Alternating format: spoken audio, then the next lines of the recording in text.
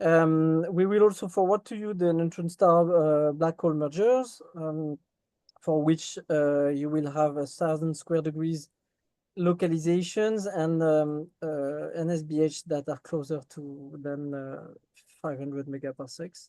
So we should have this 250206, yes, DM event automatically in the system, but there was a failure, so that's why we distributed all the galaxy pointing and the alert manually.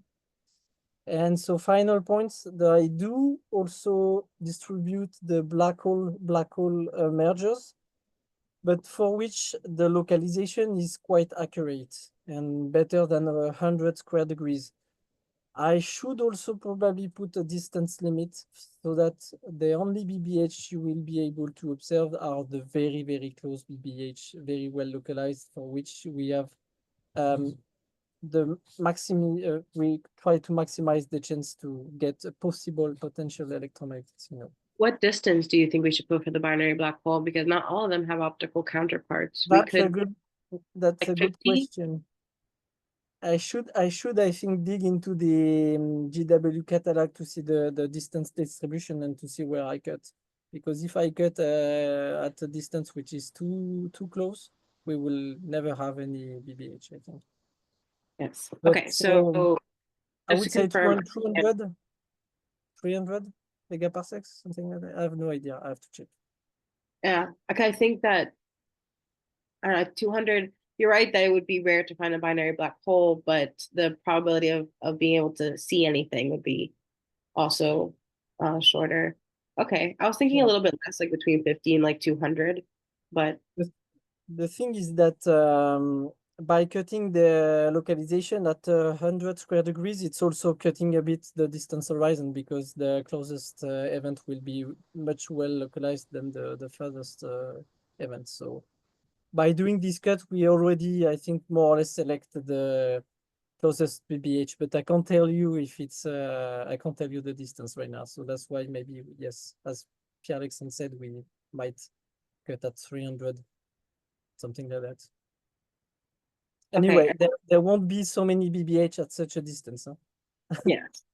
Okay, and sorry if my audio cuts over yours. I think I have a little bit of a lag on my audio for whatever reason, but I just wanted to double check to make sure everybody kind of understood is that these new alerts now have restrictions on them so that you guys can be able to follow up not necessarily without our guidance, but if you see it first and we haven't gone to you guys yet, you can start observing. So BNS, the 90 and 50% area is going to be less than 1,000 square degrees with distance less than 200 megaparsecs, correct, Damien, for binary neutron stars? Yep, exactly.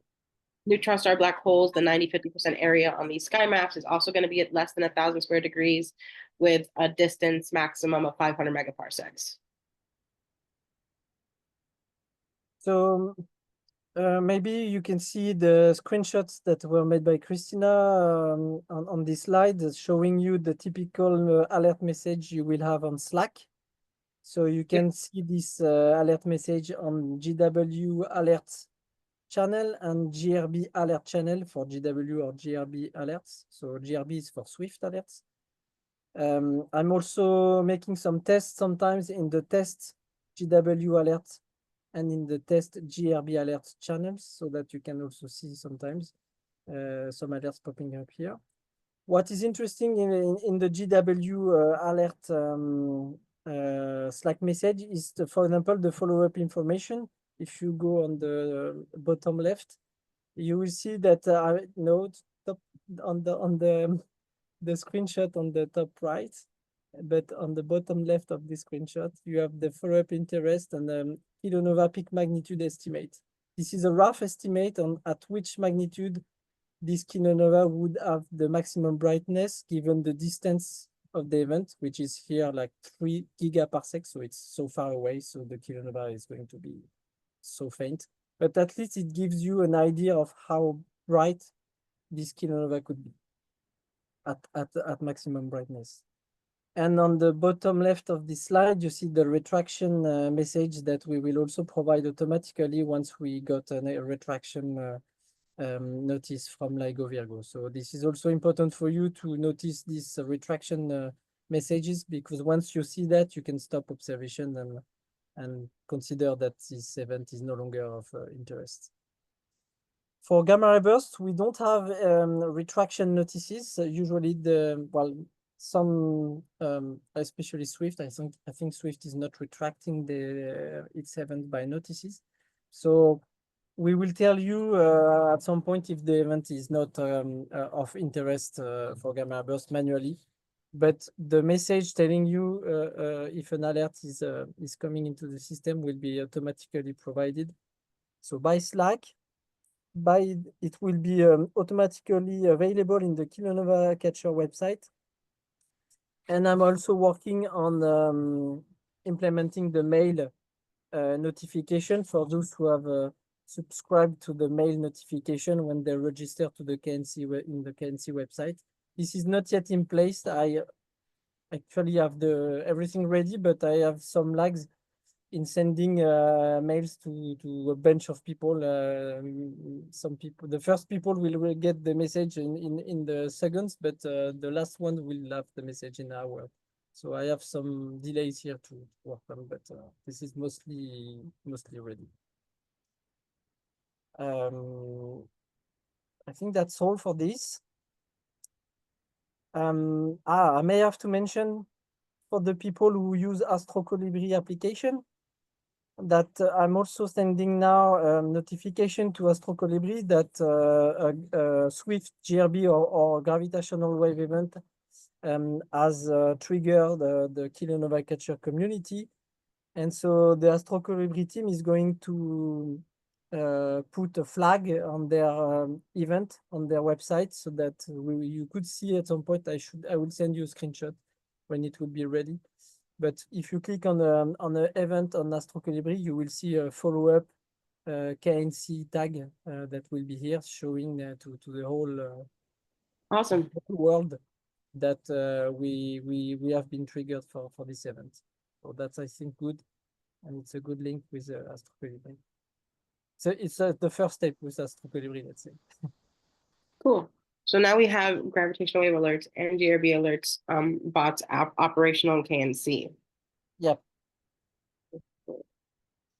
I may apologize if for the next Swift or the next GW event you don't see those messages. There might be some bugs to fix that were not foreseen right now, but I will try to fix them as soon as possible. So let's say that we'll try to stabilize this bot system in the current weeks, in the coming weeks, and so we will be mostly ready, I think.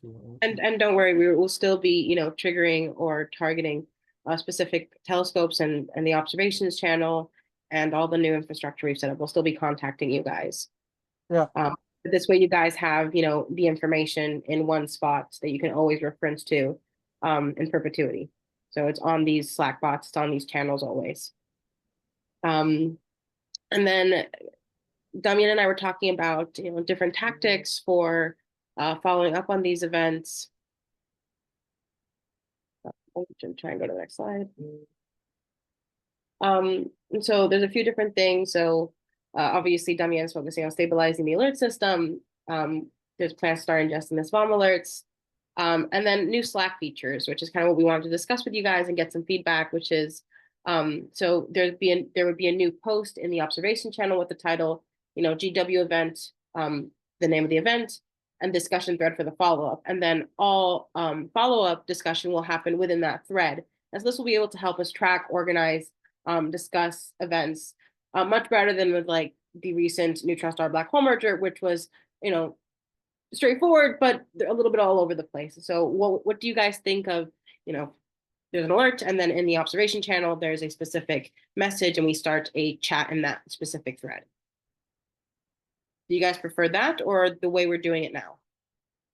Or maybe some other idea? And obviously, you guys don't have to respond now, but if you guys want to email Damien and myself with any ideas you think of, we'd be happy to listen and take them into account for the next meeting. Kai says better with threads. I do like the The, idea. the philosophy behind this is because we are going to have more and more alerts popping up, Yes, hopefully. And so it's going to be dense. messy in the observation channel if we don't organize the discussion per event. And so, but if you, as Christina said, if you have better ideas on how to organize the discussion, feel free to, well, to answer now, which is the case, or send us also a mail if you want. So could someone please post a link to the main Slack page? What do you mean right now? Mean like we exchange news or like the main where observations occur, or just an invite to the Slack channel?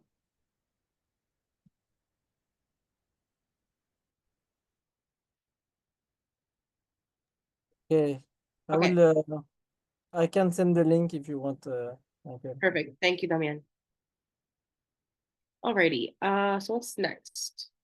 All right, so we've had a few events this month. We've kind of gone over them just through conversation with the presentation.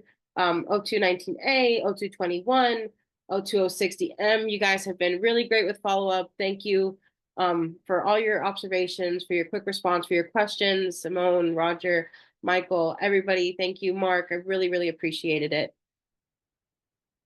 And to kind of give you guys some updates with this. So please don't forget to submit your topic requests about, for picking guest speakers, organizing Q&A sessions, webinars, topics that you want us to write about, that would be a part of a manual in case like, hey, this will help me understand what I'm doing more, the theory, and photo challenge topics. So please do not be afraid to submit over and over. And then I've had a few topics come up in discussions with the members and with people who are joining KNC or I've joined KNC who are interested in KNC, which have been BNS in spiral effect on observations, GRB afterglow evolutions, the evolution of a gravitational wave, the figure itself, and type 1a supernova. And so I will try and find some topics, but if you guys want to prioritize topics, please let me know. Okay, so last time I discussed photo of the weeks and photo challenges. So if anybody's interested in kind of getting some more, photography time in or kind of want to challenge themselves, I heard somebody mention that they're interested in deep sky objects like star clusters, nebula, or galaxies. You can submit them in the photo of the week, and you can find both the topic request form and the photo of the week form in the Kilonova Catcher News spot. And so, or go back. Yes. So you can find both in the Kilonova Catcher News channel. They're pinned. Those links are pinned. I'll also send another email out with those links. So most things will be pinned to the Kilonova Catcher News channel that are kind of consistent. And I'll make sure to send them every once in a while. And of course, you can always ask me. And then photo of the meeting. Roger Hellett submitted this photo a few weeks ago. It is a beautiful galaxy photo, but I would let him discuss it if he would like to speak on it.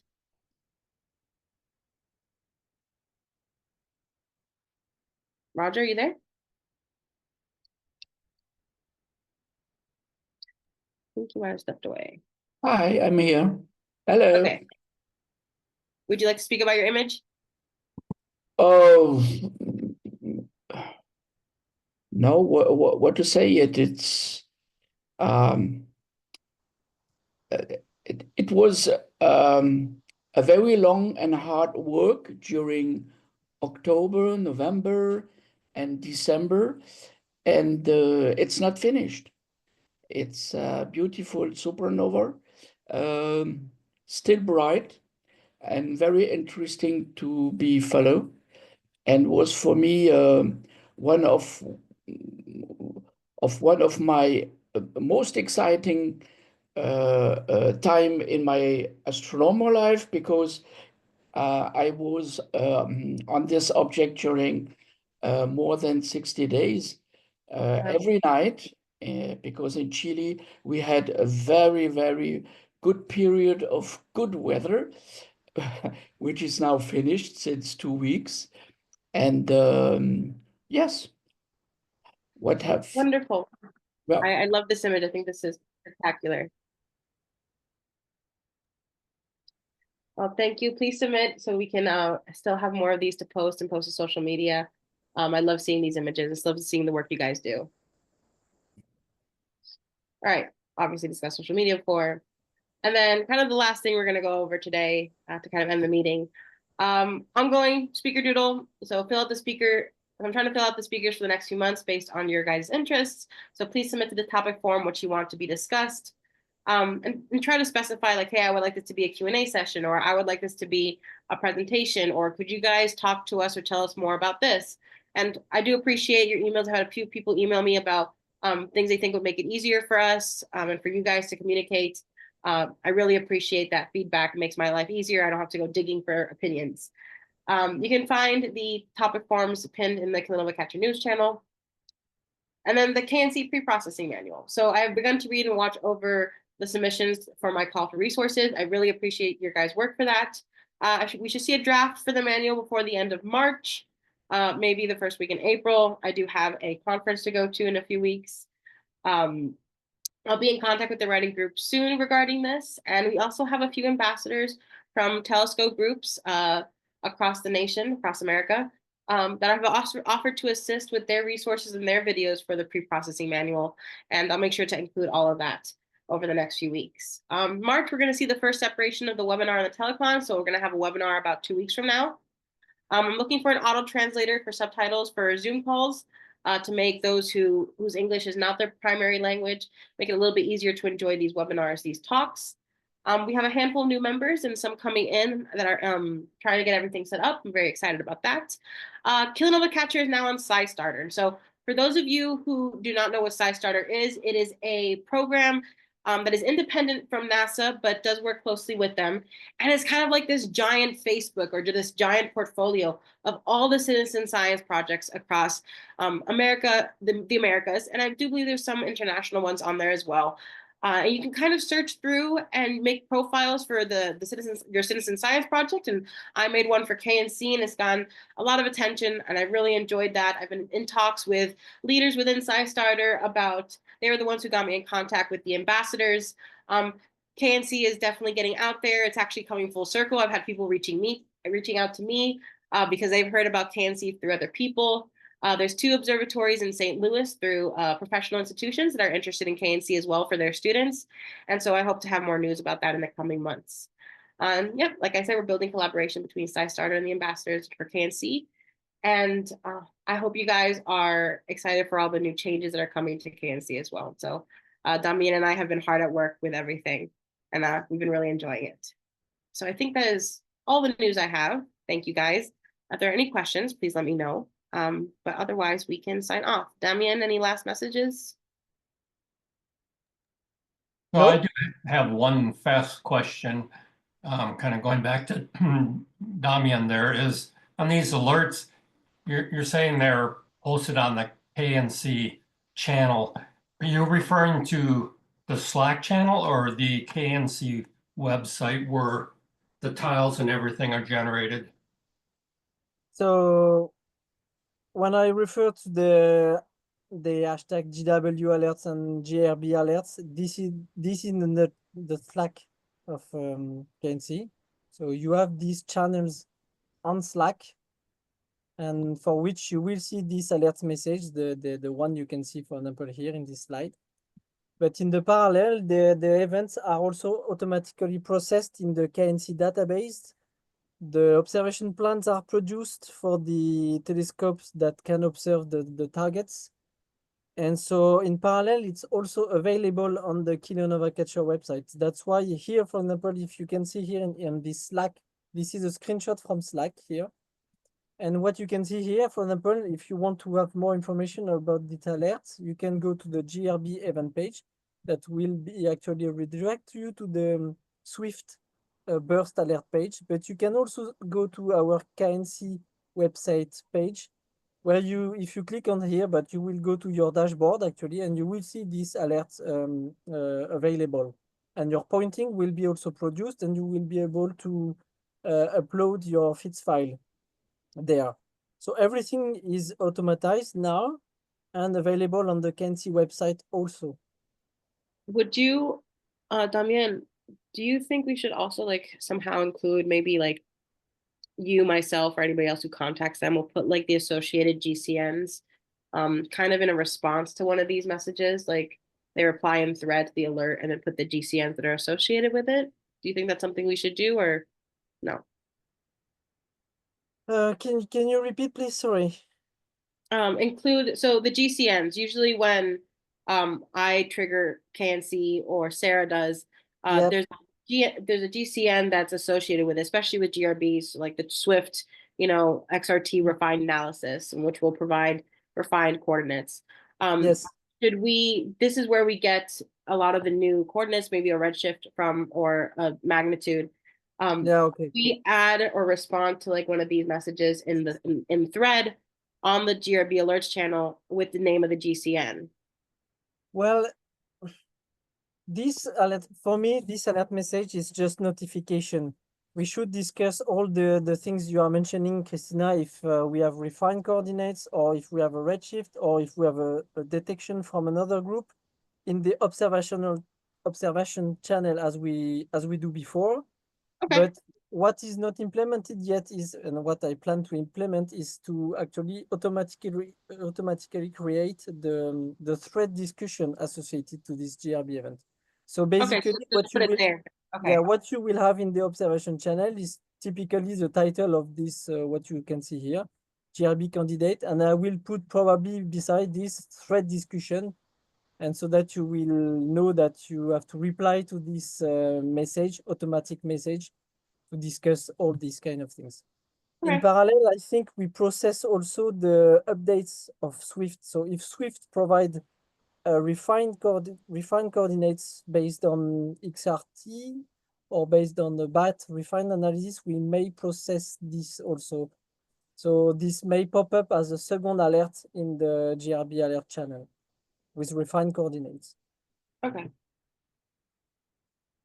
That makes sense. But Thank you. yes, right now in the observation channel, nothing is yet implemented. So, but hopefully I can do this week. Hopefully. Hopefully. Alrighty. Any more questions?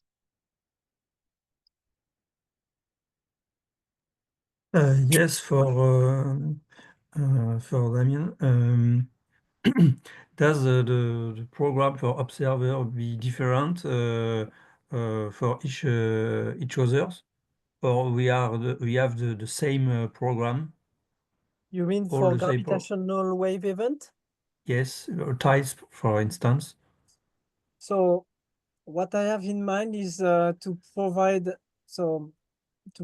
to each people, I don't know, 10 to 20 galaxy pointing. So 10 Yes. to 20 pointings. And among those pointings, half of them will be common pointings. Okay. And the other half will be shuffled because actually it depends on the, if you take, for example, GW 170817, we had like something like 50 galaxies to observe. And so I know that everybody cannot observe 50 galaxies. And so what I will do actually is to provide 20 pointings to everybody. I will take the 10 best to everyone. And the 10 other pointings will be shuffled between the 40 less probable candidates. But you will always all have normally the best, the 10 best candidates, so that you are pretty sure to observe. It's also important for us that we have multiple observations of the best, let's say, probable point. Yes, sure. Galaxy. So that's why we do this.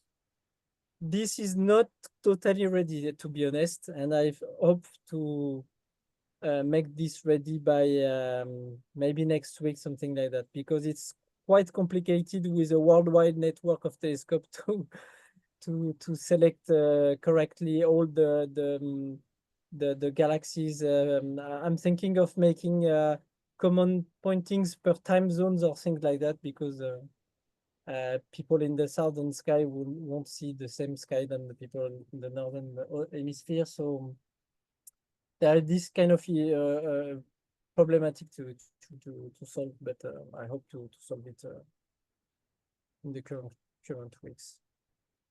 Okay. Thank you. So don't be surprised if we have the next NSPH event or BNS, if it's a bit messy in terms of distribution of the observation plans. I hope we will be ready before the next one comes, but well, we'll see. Yeah. And for gamma burst, as you know, it's a single pointing. It's well localized, so everybody will have the same pointing. Okay.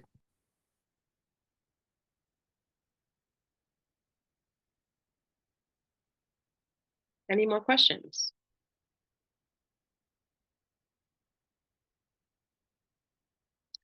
Alrighty, well, if there are any thoughts afterwards, please let us know. We'll be in contact, and thank you for your time today. Have a great day, everybody.